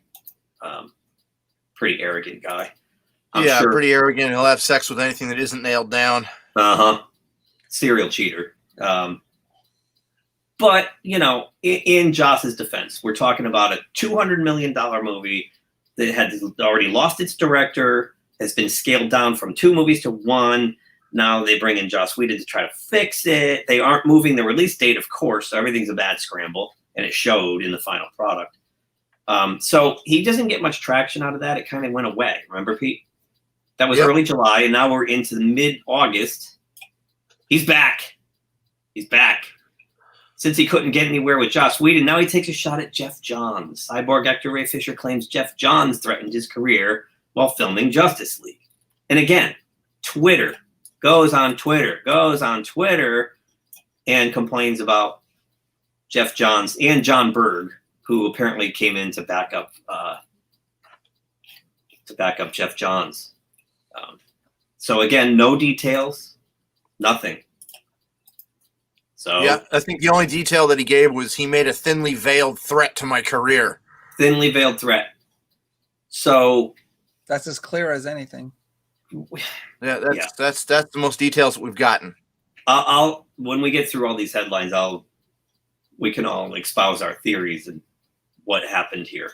And I have a pretty good idea of what's going on. So a week later, Warner Media opens investigation into Ray Fisher's Justice League claims against Joss Whedon and Jeff Johns. And this is where you know more about it, because I frankly got tired of this and didn't care anymore. So I'm like, I'm looking at headlines, but I'm not digging in. But Pete, I know you dug in a little bit.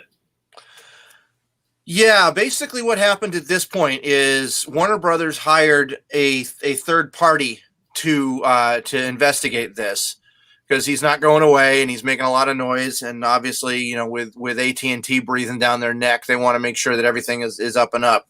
Mm-hmm. They hired a third party to investigate. So they had a Zoom or Zoom equivalent meeting with Ray Fisher, and they had this third party investigator had a witness as part of the questioning, because they were going to find out, okay, you tell us your side of the story. As soon as Mr. Fisher found out about the fact that there was a witness on the investigative side, he hung up the phone. And went back claiming, to Twitter. Claiming that he wants to have representation on his side too, because he wants it to be fair. Okay, maybe, Sure, sounds fair to me. But that's as far as it's gone. Warner Media is now saying that Mr. Fisher is no longer cooperating with the investigation. Okay. Because nothing screams I'm innocent like hanging up on an investigator. Yeah. Whoops. I clicked wrong. So now we're at this week, September 6th. Cyborg actor Ray Fisher responds to Warner Brothers' statement on Justice League misconduct accusations. So, do you know anything about this? The latest up to the minute stuff, no, but I'm sure he probably said I'm innocent and I wanted to do things my way. He at some point did say that he personally wants to vet the investigators to be sure that he's going to get a fair shake. Okay. That's probably what it is. He feels like he's being, the deck is stacked against him. That Warner went to ringers, basically, hired ringers to go after this guy. I don't think Warner Brothers gives a flying fuck about a guy who's been in one movie. The latest thing is he wants to make changes to the Flash script, which Cyborg is supposed to be into. And he's holding out signing the contract to do the Flash movie until he gets a shot at the script. He's done one movie. One. Go talk to Sam Jones. One movie. Go talk to Sam Jones. See how far that'll get you. Yeah, I thought was this the same part where I thought I read where he said he wanted to put in his input on how his character is supposed to be in the movie. So we're talking about the Flash movie that he wants the input. Right, because apparently he wanted the same input on the Justice League and wasn't. Right, that's right. I heard that. And I'm like, he made script suggestions, and he didn't want Cyborg to say "booyah," which is apparently something that the character has always said in the comics. I know he said it in the cartoon, and all the fans were all, "Yay, he said it! He said it!" Fans of ESPN's Stuart Scott, who passed away from cancer probably almost a decade ago now, it's Stuart Scott. Yeah. Stuart Scott showed up in, I want to say, the late 80s, early 90s on ESPN, SportsCenter host, and started saying "booyah" all the time because he was a Cyborg fan. Yep. Said it all the time. Guy would hit a home run, "booyah." Yeah. That was it. That was it for me. As soon as I heard him say, "Oh, they won't take my input," it's like, you're not the writer. You're the actor. What gives you some kind of idea that you have the right to say what goes in the script? I don't get that at all. Alfred Hitchcock famously was talking, I forgot which movie it was, but he had an actor, he gave an actor a direction, and the actor said, "Well, I think my character would do this instead." And Alfred Hitchcock said, "Are you telling me how to make my movie? You're nothing but cattle." I'm doing more Dr. Evil than Alfred Hitchcock, but yeah, that's. He basically said, "Get the fuck back over there and do what I tell you, or you're out of here." He called actors cattle. And it's funny because Pete was there. We watched State and Maine, the David Mamet film. Oh, that's a good movie. A few weeks ago, and it's a movie about making movies. And when you put the commentary track on, there's a scene in there where Alec Baldwin's character and what's her name, Sarah Jessica Parker's character, Bill Macy plays the director of this film, and these two were actors, and they want to change the script because, well, I don't feel like he would say that. I don't think she would do that. And on the commentary, it's great because they're all talking about how directors have to deal with that constantly. On every film, there is a day where they get swarmed by actors who want to change the script. And you have to be you give them some things to shut them up. You give them stuff that won't really be consequential to the plot. Okay, fine, have this line or that line, but you're not changing that because that affects the plot. But yeah, apparently that's a nightmare directors have to deal with. But I can see that when it's a certain actor or actress that's been, De Niro. Right. Yeah, that's like more popular. They get top billing, and I get that part, but yeah, number one on the call sheet. He's just starting his career. This is like the blueprint to torpedo his career. I don't. He has taken a rocket launcher to his own feet here.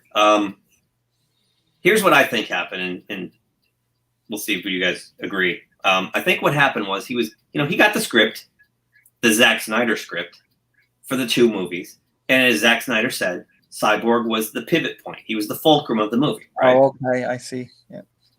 Then they get rid of Zack Snyder. They compress it into one movie. They bring in Whedon to change it, the whole thing. Cyborg's role gets reduced to 6th or 7th banana. Okay, he's just there. He has his couple scenes, but he doesn't really do anything. So I think he gets pissed off at that. So I think now you got Joss Whedon, right? There's suits and ties everywhere. All the money guys are standing around the set every day.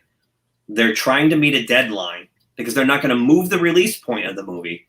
It's still got to come out. They're doing all these reshoots and they're changing the whole movie on the fly.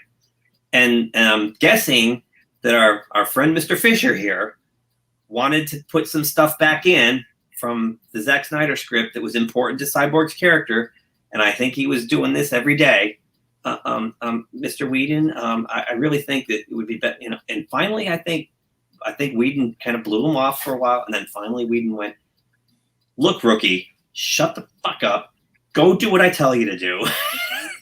Because they're under a crunch here, right?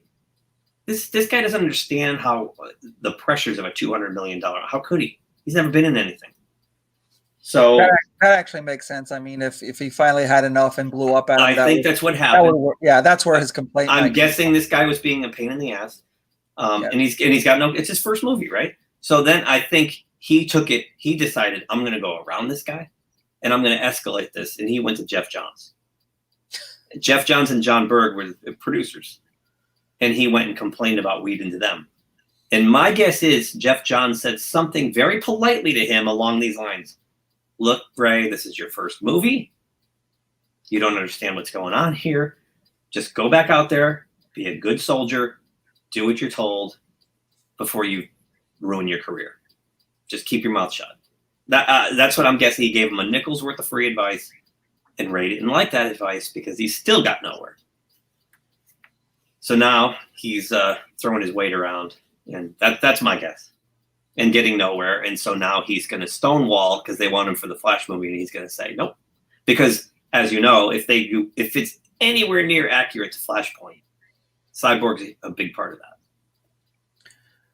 that. He keeps this up, they're going to just recast him, and then no one's ever going to want to hire. I don't know. I know. I don't get it. And you haven't heard Gal Gadot, Henry Cavill, Ben Affleck, Jason Momoa. Jason Momoa actually did all he did was tweet a hashtag I stand with Ray Fisher. Yeah, he didn't elaborate. Right. It was just a support thing. Yeah. Probably like cops protect cops, actors protect actors, kind of thing. But there was he hasn't elaborated. He hasn't come and said no, he's absolutely right, and this is what happened. No, he just hashtag and that's it. Even Chokey McJerkpants there, the Flash hasn't said anything about Joss Whedon or anything. I was just thinking about that. What's his name? Ezra Miller. Yeah. Yep. Yeah. Boy, that guy. Why did they cast him? I don't know. I love the Flash. I would have loved. I love the Flash, and this is so wrong. This is wrong on every level. Wouldn't it be great if they cast or is it Grant Gustin? Gustin, yeah. Why not? I know. You're perfect. Or just somebody.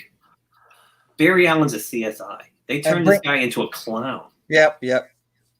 And even bring Stephen Amell into like a cameo. Well, they probably figured those are TV actors, and we don't want to put TV actors in our $200 million. Yeah, there's no proof that a TV actor can put asses in seats. But it was so great. But they were so good. They were perfectly cast, and oh my gosh! To me, all it does is cause confusion when you do shit like that. Yeah, I remember watching Smallville, and they had later in their latter seasons they brought in a Green Arrow, and he kind of fit the Green Arrow thing, and then when I heard about the Arrow movie show, and I was like in the back of my mind I was like I hope they hire this guy and everything. And it's like, but when I saw Stephen Amell, I'm like, I was blown away. I'm like, I totally forgot who the other actor was. And I thought to myself, well, these casting people know what they're doing. That's for sure. What I liked about, I think they got like, I know they got like Grant Gustin and the girl who plays Supergirl from the Glee show. And I don't know if Stephen Amell was tied to that either, but it seemed like they got them all from the same agency or something. But what I liked about Stephen Amell is I'd never seen him before. It was kind of like the Christopher Reeve thing, you know, because if they put somebody you know, oh, it's somebody I know playing Green Arrow. This way, it was just fresh. You're just watching it like you don't know who this freaking guy is, you know. And I read like they were talking about how the reasons why they wouldn't hire the person that played him in Smallville, which made perfect sense because in Smallville he kind of was already, you know, in his prime and he was already fully trained. He was the Green Arrow, and they wanted to tell the story from the beginning, which makes perfect sense. I mean, you have to throw out the first 2-3 seasons, right? If you were just going to bring in that guy, and so that makes perfect sense. Yeah, and it worked. What, it run 8 years, 7-8 years? I love those first seasons. Those first couple were rare. The season with Deathstroke was really good. Oh yeah, yeah. So at least our friend Gal Gadot is not holding out for script changes before she signs, right? Right. I love her, man. She's so perfect. I'm so bummed we have to wait, you know, a couple more months. I was ready to go in 2 weeks. I mean, from the fact that you see the lack of anything kind of controversial coming from her, she's just from that fact, it seems like she's a good person, like head on her shoulder. The only thing that came out of her camp was that they wanted to do a gag where the Flash falls on her chest, head first into her chest, and she didn't want to do it, so they got a body double. I don't blame her for that. I don't blame her at all. That's low rent, and that's what I mean. That's what they're doing. Yeah, but that's my problem with the Flash. They've ruined the character. He's just a bumbling stooge. He's like comedy relief.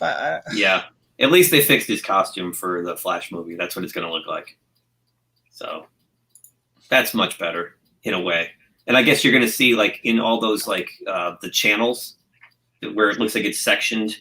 You're going to see the Speed Force running through it. Oh, okay. So it's going to be a lot like the TV show where the lightning bolts are around him and stuff. It's like when I see him on the screen and when I think of all my earlier memories of reading The Flash, you know, he was like a scientist, you know, I can't kind of get those two images together. They're two different people to me, even though they're both the Flash. I don't know. You could make the argument that he's the second smartest person to Bruce Wayne in the DC universe, right? He's also a scientist. He's a detective. Definitely. Yep. And in the Justice League, he's a clown, just an idiot. So, yeah, it's we'll see. I kind of, here's the thing. We have to root for the Zack Snyder cut to be good. Yeah. Because if it's not, they're going to give J.J. Abrams the keys to the DC car. We'll leave it at that. So it'll be the end then. Before we wrap up, and I did this last night, Edson, you gave me this wonderful article from Business Insider AU. I thought I was going to get a lot of backlash from that. I don't know how you can get backlash for something that basically tells the truth. No, obviously, but this is great. And I don't know if you guys want to, before we sign off, talk about cuties at all, or if you just want to not. I haven't seen it. Haven't even seen the trailer. I will not. And we will not. Well, I will not see it. So. Yeah, I don't. I've heard all the backlash about it, and that's enough for me. Yep. So, just to revisit our new Oscar mandates for starting in 2024. Where are they? They're listed here somewhere. Here they are. Remember, at least one of the lead actors or significant supporting actors is from an underrepresented racial or ethnic group. 30% or more of the actors in minor roles are from two of the four underrepresented groups: women, racial, ethnic, alphabet. or people with cognitive or physical disabilities. The movie centers on women, alphabet community, POC, or people with disabilities. Got all that. Okay. The thought police are coming for you, Pete. I see it right now. Calling the thought police on you. It's actually the last part that hits me the worst because you're telling somebody how to write a story, basically. Exactly. Yeah. Which that there's no anything creative behind it. Take that, Martin Scorsese. Well, I'm glad you went there, Pete, because this article by Business Insider Australia, and I sent a YouTube clip to you guys the other day too, where Australia's taking shots, man. Yeah. They are not holding back. They are taking a lot of shots at the United States. Spotlight, 2016, best picture. Now, keep in mind, it's a true story. Yep. Predominantly white cast. That's why it would be thrown out. These are all best picture winners we're going to go over here. 25 of them that will be disqualified under the new rules. So, so you're telling a true story and you cast the people accurately, and now you can't win best picture. Yep. Another one, Argo. Argo. Not enough female actors in the cast to hit the 30% mark. Again, true story based on real fucking people. True story. But you don't have enough. You didn't diversify the cast enough.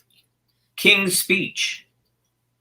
Well, not enough female roles and fewer POC. Another historical drama piece. Cast accurately. I keep saying this.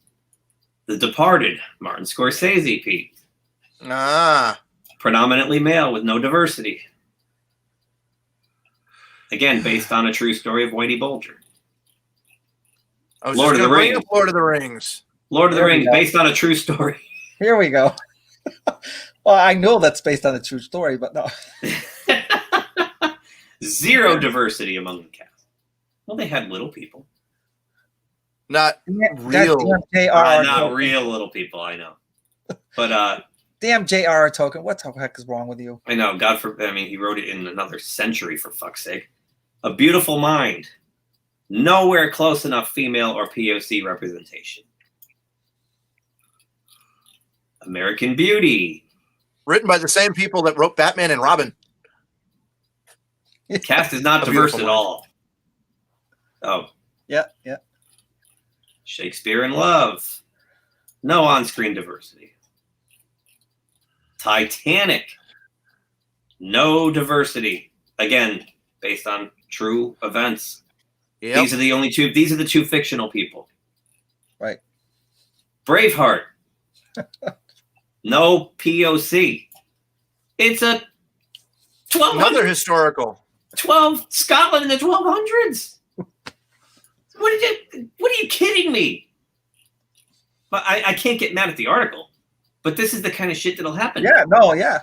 You can't write those stories accurately anymore. Like this. Heavily male and no diversity. Schindler's List. Because there were so many female Nazi stormtroopers. Rain Man. No diversity. Amadeus. Another true story. Diversity in the cast is non-existent. Again, Vienna, 18th century. Yeah. What's this one? Chariots of Fire. Yep. 1924 Olympics. True story. There are only a few female characters. Well, you're following two track athletes. Two. Like Kramer versus Kramer. Lack of diversity. Annie Hall. No diversity. The Godfather Part 2. The Italian Mob. Right? Keep that in mind. Yep. No POC. Yeah. And I like this too. Few roles for women, but Talia Shire is one of the best characters in the whole damn thing. Yep. It's the Italian Mob. The Godfather, the first one. Same thing. Same story. Few female roles, no diversity. Patton. This is a great one. Though many people of color fought in Patton's army, There's only one black orderly in the film. Oliver. Now, what's going to happen? I'm sure that they're expecting this flood of diversity movies to come in. But what happens when there isn't? What happens when these movies that they're imagining are going to be coming in through the door? What happens when they can't get made? What happens when there isn't enough of them? Well, after they make Ben-Hur with POC, because again,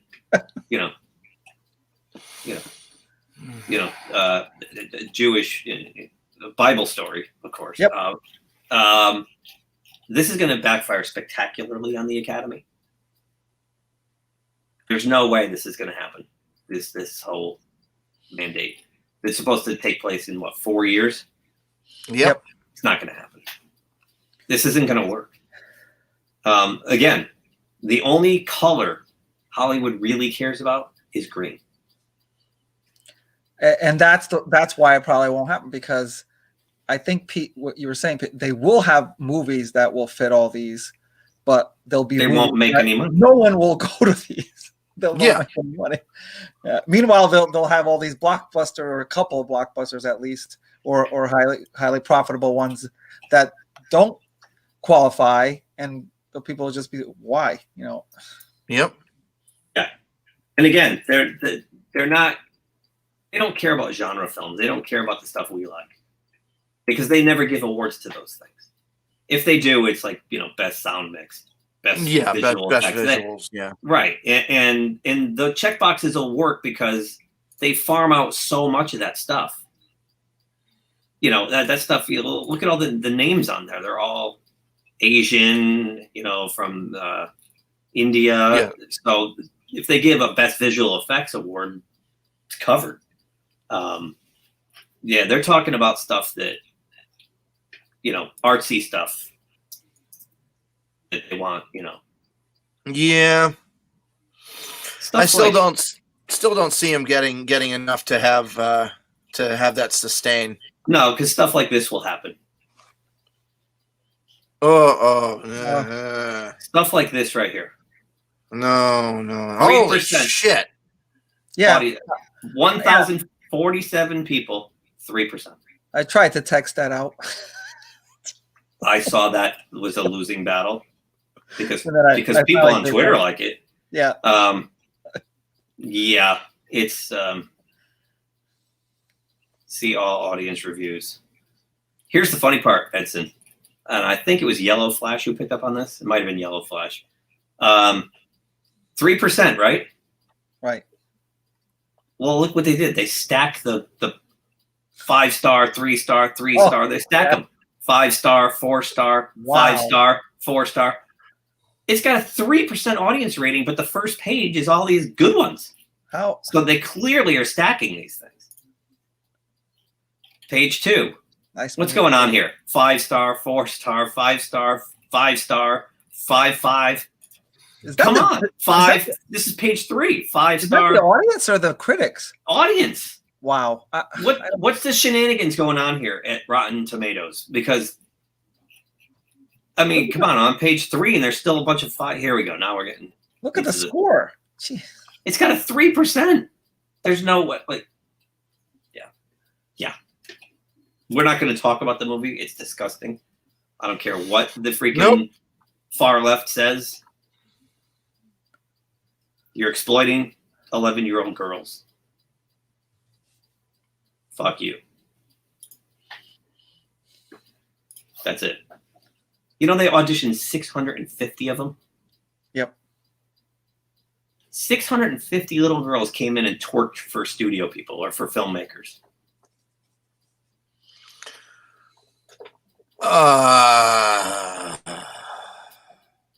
No. SB 145. That's all I'm saying. California SB 145. Look up that law. Yeah. They've just legalized pedophilia. I shouldn't have said the word, but yeah. And we are still live. Okay. So that's all I got, man. That's all I got. That drained everything. The rest of the stuff I have. Oh, you have anything else?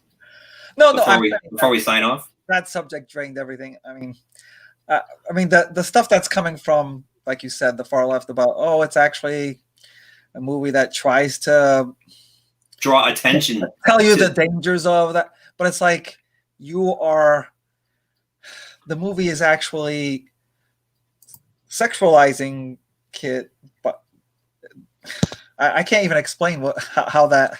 I don't get it. I read a Twitter thread where a woman was watching it and commenting live, and she was appalled. Like, now they're in the shower talking about penises, and now they're, and these girls are like grinding on the floor, and they're 11 years old. And I know what you're trying to say. It's by trying to draw attention to the exploitation of children, they're exploiting children in the process. Yeah, that's you write a movie about the dangers of children being kidnapped or pedophilia by having all these images of all the acts. You don't do that in the movie. Right. I mean, you're telling that there's dangerous people out there, but you don't actually do that in the movie. As from a heel versus babyface put it perfectly, I think last night when he said, "I don't need to watch murder to know that murder's bad." That's what I was trying to say. That's good. That's perfect.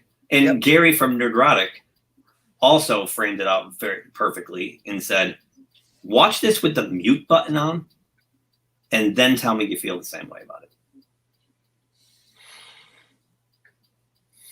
And on that note.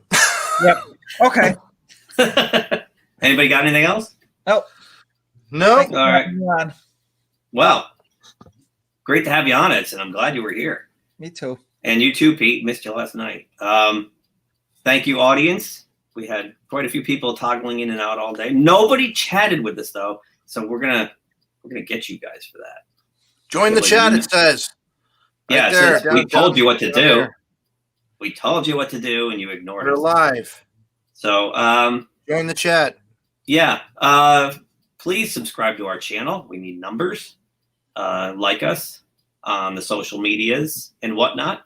And please come back. We're going to do this pretty regularly now. So, what I want to do too is start drawing in guest stars from other shows. So, but I think right now we got plans, is what he's saying. We got plans. We got and Pete, I want to do this and one more time, plug the Witch's Dungeon, please. I want to do a live stream from there. I will see what I can do to make that happen. Yes, coming this weekend's this October, the Witch's Dungeon Classic Movie Museum. Let me call it up real quick. You're gonna have to please vamp while I relaunch the browser. Okay. Yeah, the oldest continually operating Halloween attraction in North America. 54 consecutive years. This year started in 1966 by a fellow named Cortland Hull in quite literally a shack in his backyard. Keep going. I'm getting there. Okay. All right, I got it. It's not a horror. It's a museum, not a haunted house. Nothing's going to jump out at you. There are no chainsaws, no blood and guts. Nothing going to jump out. It is a wax museum. The museum itself, the museum proper, is a wax museum. They've got figures of, there it is, Bela Lugosi, Zenobia, the Gypsy Witch. We got them all. They have one of me. That's one of me right there. Look at that. That's when I had short hair. All of these figures are life size. We got a creature from the Black Lagoon that is pulled from the same molds that made the original costume. We've got the Fly. We've got Bela Lugosi as Dracula. Boris Karloff as the Frankenstein's monster. Vincent Price as the abominable Dr. Phibes. Cortland Hull's great uncle Henry Hull as the Werewolf of London. Boris Karloff as the Mummy. Edith Bay. Edith Bay. I just have to do that. From the French film La Belle et la Bête, The Beauty and the Beast, Lon Chaney Jr. as the Mummy, Karas, Boris Karloff as Professor Lampini with the skeleton of actual Count Dracula the Vampire, Lon Chaney Sr. as the Phantom of the Opera, and Lon Chaney Jr. as the Wolfman. Vincent Price from the House of Wax, and the costume he's wearing is actually worn in the film. That is actual stage used, screen used. And of course, my personal favorite, Nosferatu. Yeah. Max Schreck. That's awesome. Max Schreck. Max Schreck, who Christopher Walken was named after in the Batman sequel. That's right. Max Schreck. That's right. He was named after Max Schreck from the silent films. He was named after him in the Batman Returns movie. That's It was very clever. Can you tell Pete's a tour guide there?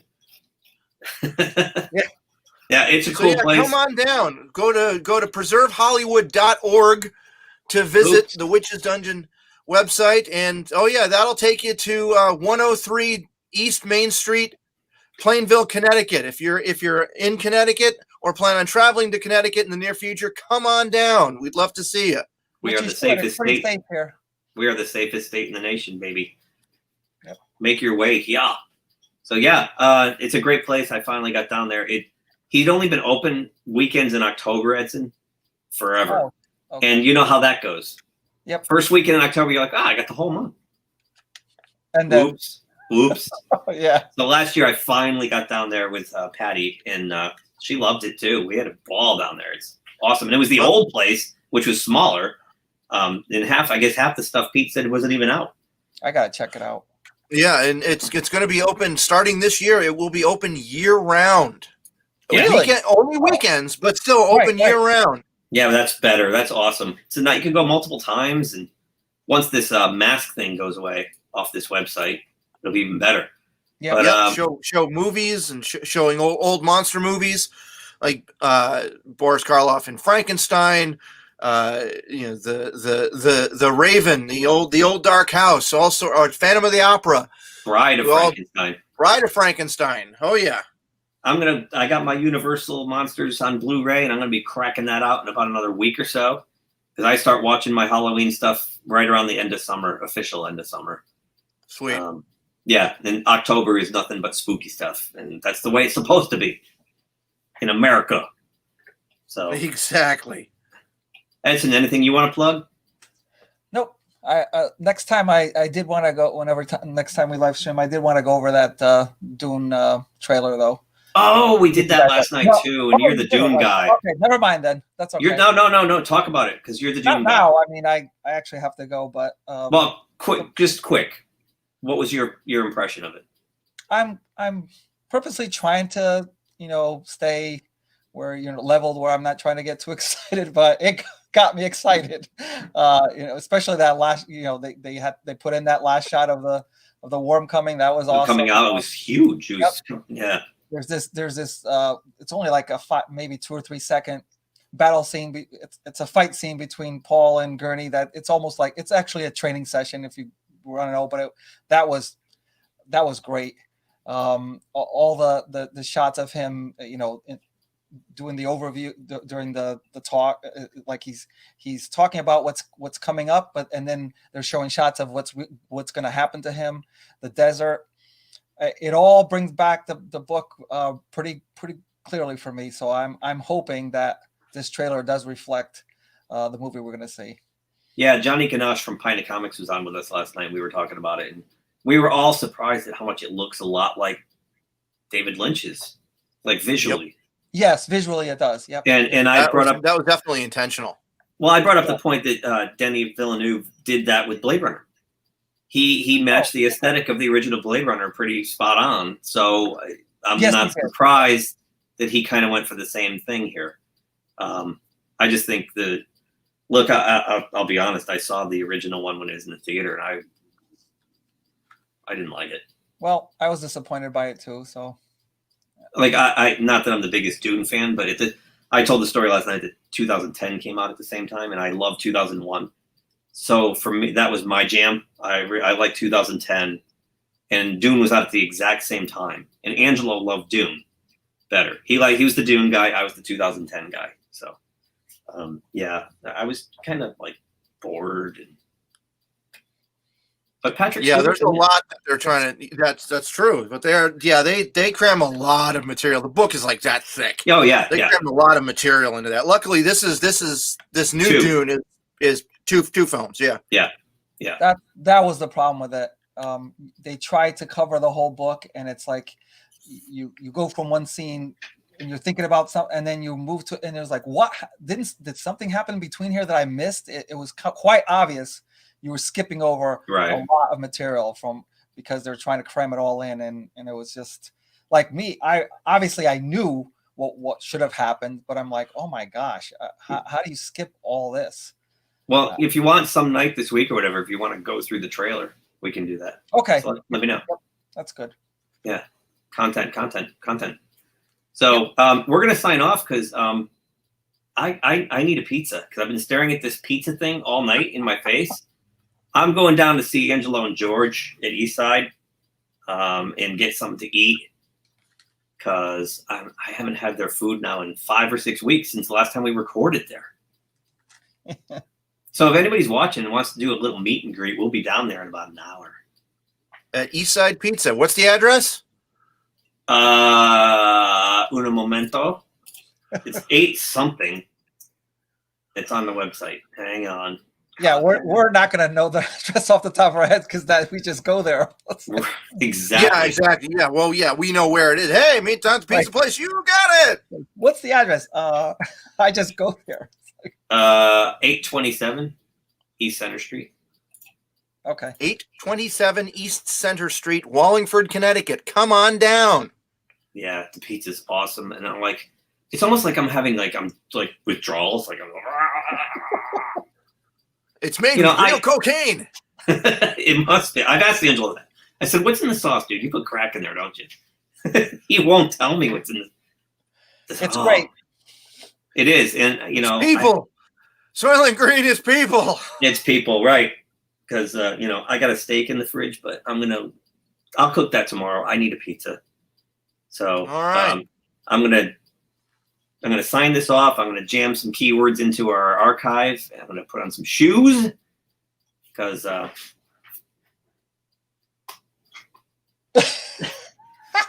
He bare feet. He got bare feet. All right. and I'm gonna head on down. So I'll, yeah, if you're around it, then stop on down. I'll try to see if I can get up there. Cool. All right. Say hi to Amy. All right.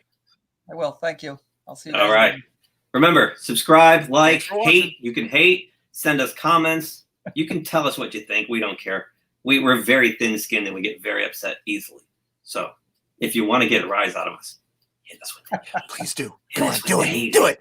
Do it. Come on, I want you to hit me. Come on, I know I want you to hit me. Oh, see, Hit I me. need to- Come on, hit me. I got to put Palpatine in here going, do it. Do it. Do it. All right, gang. Sayonara. Till next time. Sayonara. Bye.